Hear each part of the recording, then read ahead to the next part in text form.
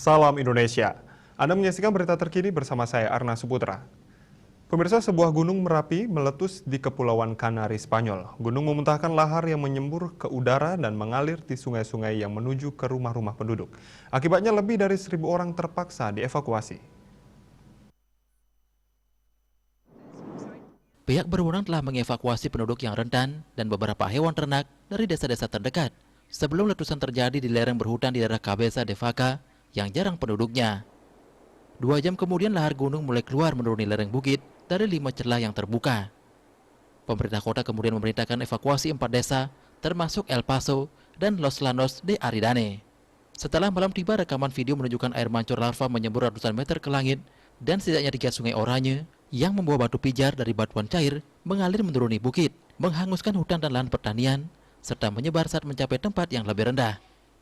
Satu aliran lahar yang panjangnya beberapa ratus meter dan lebarnya puluhan meter melintasi jalan dan mulai menelan rumah-rumah penduduk di El Paso.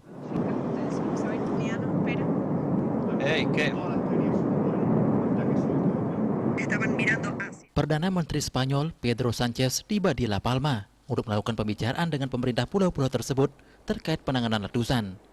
Sánchez mengatakan pemerintah memiliki semua sumber daya untuk menghadapi letusan dan semua pasukan. Sánchez juga meminta warga untuk tenang. La Palma telah dalam siaga tinggi setelah lebih dari 22.000 gempa dilaporkan terjadi dalam waktu seminggu di gunung berapi Cumbre Vieja. Gunung berapi ini terakhir mengalami letusan besar pada tahun 1971 dan merupakan salah satu daerah vulkanik paling aktif di Kepulauan Kanari. Untuk mencegah penyebaran COVID-19, ingat pesan Ibu selalu terapkan 3M. Wajib memakai masker, wajib mencuci tangan, dan wajib menjaga jarak, serta wajib menghindari kerumunan. Dengan penerapan perilaku 3M, Indonesia segera terbebas virus corona menuju Indonesia maju.